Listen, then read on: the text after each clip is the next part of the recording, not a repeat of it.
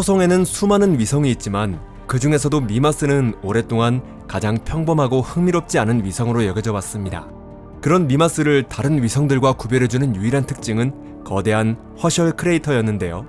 이 거대한 크레이터 덕분에 이 작은 위성은 스타워즈에 등장하는 유명한 데스스타를 꼭 닮은 모습을 하고 있죠. 여러분 안녕하세요. 그런데 최근 연구를 통해 미마스는 결코 단순한 천체가 아니며 놀라운 비밀을 숨기고 있다는 사실이 밝혀졌습니다. 과연 그 비밀의 정체는 뭘까요? 토픽에 오신 것을 환영합니다. 지금부터 그 모든 이야기를 하나씩 소개해드릴게요. 그럼 바로 시작해보겠습니다.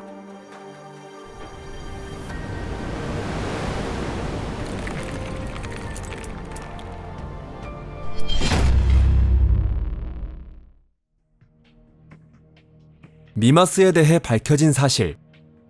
미마스는 이미 18세기 말에 발견되었죠. 그동안 미마스가 주목받은 이유라고는 그 작은 크기 정도밖에 없었는데요.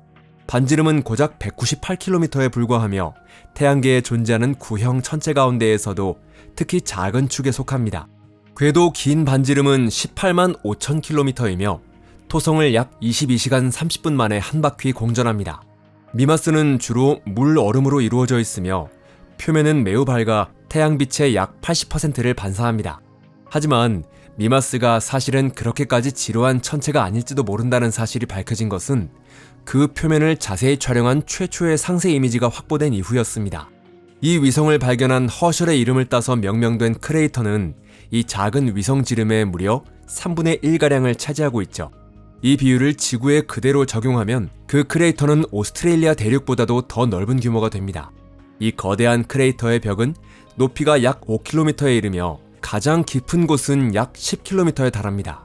바로 이 크레이터가 미마스만의 독특한 모습을 만들어냈고 그 결과 이 위성은 데스스타라는 별명으로 불리게 되었죠. 조지 루카스의 영화가 허셜 크레이터의 발견보다 먼저 공개되었다는 사실은 정말 신기하게 느껴지지 않나요? 이 크레이터를 만들어낸 충돌은 너무나도 강력해서 미마스는 거의 산산조각이 날 뻔했습니다. 그리고 미리 조금만 말씀드리자면 바로 이 충돌이 미마스의 또 하나의 훨씬 더 예상 밖의 특징을 남겼을 가능성도 있는 것입니다. 수수께끼 같은 고요함. 불과 얼마 전까지만 해도 미마스는 극도로 조용한 천체로 여겨졌습니다. 표면은 셀 수 없이 많은 크레이터로 뒤덮여 있으며 이는 그 표면이 오랫동안 한 번도 갱신되지 않았음을 보여주죠. 다시 말해 미마스에는 얼음 화산과 같은 현상도 없고 그 밖에 어떠한 내부 활동도 전혀 일어나지 않는다는 뜻입니다. 엄밀히 말하면 그 자체는 특별히 이상한 일도 아니죠. 천체는 형성되는 과정에서 자체의 중력에 의해 압축되며 질량이 클수록 내부는 더욱 강하게 가열됩니다. 이는 항성에도 행성에도 그리고 작은 위성에도 공통으로 적용되는 기본적인 원리고요. 우주 공간의 아주 작은 암석 덩어리는 거의 가열되지 않기 때문에 일생 동안 지질학적으로 죽은 상태 그대로 존재하게 됩니다. 조금 더 큰 천체는 내부가 가열되지만 시간이 지나면서 점차 식어가며 질량이 작을수록 그 속도는 더욱 빨라지죠. 미마스는 상당히 작은 천체이기 때문에 아주 오래전에 완전히 식어버렸다고 해도 전혀 이상하지 않습니다. 하지만 미마스는 독립된 천체가 아니라 거대하고 무거운 행성인 토성의 위성이죠. 이러한 거대 행성은 강력한 중력으로 위성 내부를 끊임없이 뒤흔들어 완전히 식어버리는 것을 막습니다. 그 대표적인 사례가 바로 태양계에서 화산 활동이 가장 활발한 천체인 이오죠. 미마스의 얼음처럼 고요한 모습은 같은 토성의 위성인 엔셀라두스와는 극명한 대조를 이루었습니다. 엔셀라두스는 미마스보다 조금 더 클 뿐이고 토성으로부터도 더 먼 궤도를 공전하기 때문에 지질학적으로는 마찬가지로 죽은 천체여야 했죠. 하지만 실제 모습은 전혀 달랐습니다. 엔셀라두스는 매우 활발한 지질 활동을 보이며 외 태양계 천체 가운데 실제로 활발한 분출 현상이 관측된 몇 안 되는 천체 중 하나입니다. 물론 엔셀라두스의 표면에도 크레이터로 가득한 오래되고 조용한 지역이 존재하지만 표면의 상당 부분은 비교적 최근에 형성된 것이죠. 아마도 엔셀라두스의 지표 아래에는 유로파와 같은 더 거대한 천체에서 발견되는 것과 비슷한 바다가 펼쳐져 있을 것입니다. 미마스를 둘러싼 이 수수께끼는 오랫동안 과학자들을 끊임없이 고민하게 만들었는데요. 만약 엔셀라두스의 활동이 주로 토성의 중력 때문이라면 토성에 더 가까운 미마스는 그 영향을 훨씬 더 강하게 받아야 하며 마찬가지로 활발한 활동을 보여야 하기 때문입니다. 그렇다면 이 이상현상의 원인은 과연 무엇일까요? 그리고 무엇보다도 과연 어느 쪽이 진짜 이상한 것일까요? 미마스가 지나치게 조용한 것일까요? 아니면 엔셀라두스가 지나치게 활발한 것일까요? 가장 젊은 바다. 미마스와 엔셀라두스의 수수께끼, 그리고 토성계를 둘러싼 수많은 의문을 풀 실마리를 제공한 것은 바로 유명한 탐사선 카시니호였죠.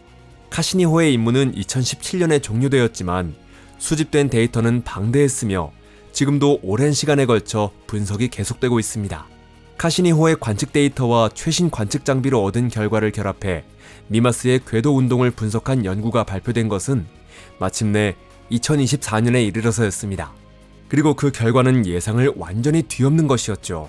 이 데스스타가 보여주는 궤도 운동은 표면부터 중심핵까지 완전히 얼어붙은 고체 천체라는 모델만으로는 도저히 설명할 수 없었던 거예요.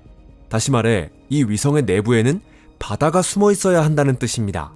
놀라운 점은 여러 가지가 있지만 그 중에서도 가장 신기한 것은 이 지하 바다가 자신의 존재를 전혀 드러내지 않고 있다는 사실이죠. 설선 바깥쪽에 있는 천체에서는 이 지하 바다가 지구나 지구형 행성 그리고 달의 멘틀에 해당하는 층에 자리하고 있죠. 하지만 물은 멘틀보다 유동성이 훨씬 높아 쉽게 움직일 수 있기 때문에 지금까지 지하 바다를 가진 천체라면 얼음 화산 활동이나 균열 혹은 주기적인 분출 현상 등 어떤 형태로든 그 존재가 표면에 나타날 것이라고 여겨져 왔습니다. 그런데 이미 말씀드렸듯이 미마스에서는 그러한 징후가 전혀 발견되지 않았습니다. 그 이유는 미마스의 얼음 지각이 상당히 두껍다고 생각하면 설명할 수 있죠. 만약 바다가 지하 약 30km 깊이에 있다면 두껍고 치밀한 얼음층을 뚫고 표면까지 도달하는 것은 불가능할 거예요. 더욱 놀라운 사실은 미마스의 바다가 매우 젊은 것으로 보인다는 점이죠. 유로파와 칼리스토에서는 지하 바다가 천체가 형성될 당시부터 존재했던 것으로 여겨지지만 미마스가 바다를 갖게 된 것은 고작해야 약 1500만 년 전의 일입니다. 즉, 이 위성은 예상대로 한때 완전히 얼어붙었지만 이후 무언가가 다시 내부를 가열했다는 의미입니다. 과학자들은 그 원인이 다른 토성 위성들과의 중력적인 춤에 있다고 보고 있죠.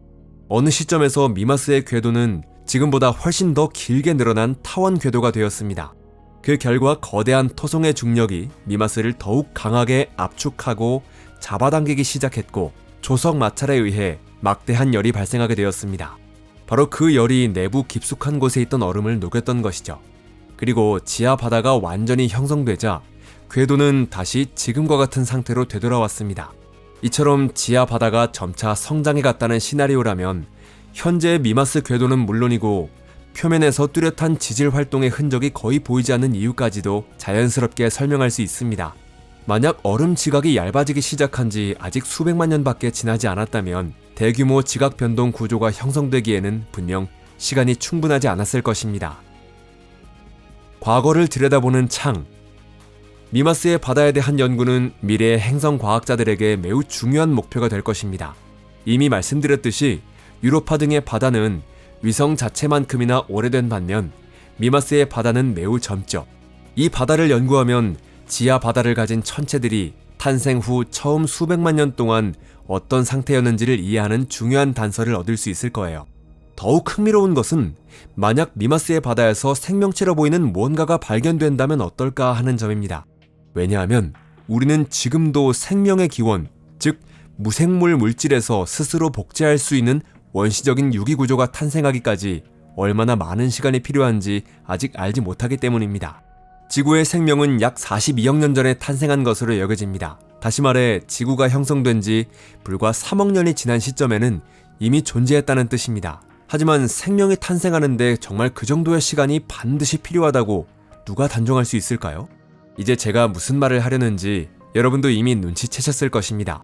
만약 유로파의 바다에서 생명체가 발견된다면 그것만으로도 매우 흥미로운 사건이 될 것입니다. 하지만 그것만으로는 생명이 탄생하는 데 필요한 시간을 밝히는데 크게 가까워지지는 못합니다. 왜냐하면 그곳에는 생명이 탄생할 수 있는 시간이 거의 45억 년이나 있었기 때문이죠. 반대로 미마스 지하에 생명이 존재한다는 사실이 확인된다면 생명의 탄생은 지질학적 시간 척도로 볼 때 그리 오랜 시간을 필요로 하지 않는다는 의미가 됩니다. 물론 설령 미마스에 생명이 존재하지 않는다고 하더라도 이 놀라운 토성의 위성은 우리에게 매우 중요한 교훈을 남겨주죠. 겉으로 보기에는 가장 지루해 보이는 천체조차도 사실은 수많은 비밀과 수수께끼를 품고 있을 수 있다는 것입니다. 조금만 더 자세히 들여다보면 그 사실을 분명히 알 수 있습니다. 이번 영상이 마음에 드셨다면 좋아요를 눌러주시고 친구들에게도 꼭 공유해주세요. 시청해주셔서 감사합니다. 그럼 다음 영상에서 다시 만나겠습니다. 안녕히 계세요.